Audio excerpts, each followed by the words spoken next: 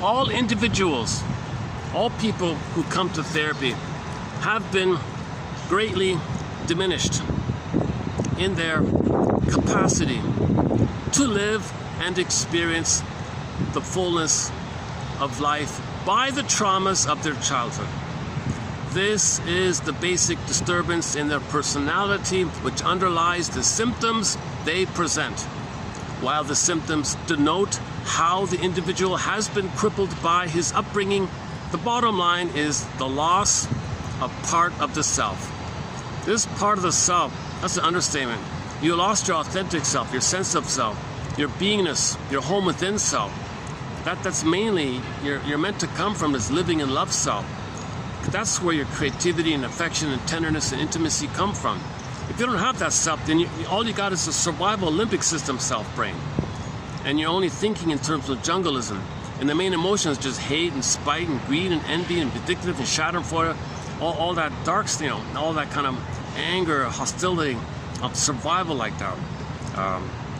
So you're missing a lot if you only think in fear and anger. So that's represented in the Disney film Inside Out, in the first one where fear and anger kind of ran the console. So you want joy and sadness to come back. Joy and sadness is zooped away, that's the feeling self.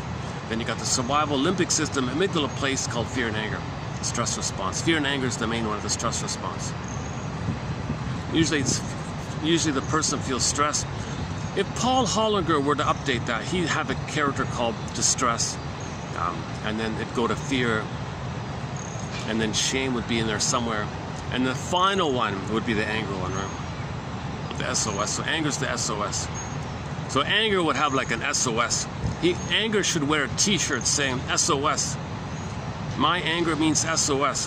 When the flames pop up from his head like that, it should spell out SOS or something. SOS, SOS. My anger means SOS, SOS. I'm so scared, I'm afraid, my anger is the fear, I'm gonna perish, Mother, I'm in peril, I'm gonna perish. SOS, anger. Anger is my final, most desperate, heated thing I can do here. It's the best chance I believe I have of getting your attention. You ignore me all the time. This is my best last ditch chance to get your attention, for Pete's sakes. So anger is like a cry for love. Anger is a distress call. Anger is a signal that they want love, and love's not being met. So you don't want to live your life constantly with fear and anger at the console. It's an impoverished life. It's a manic life. It's a depressing life.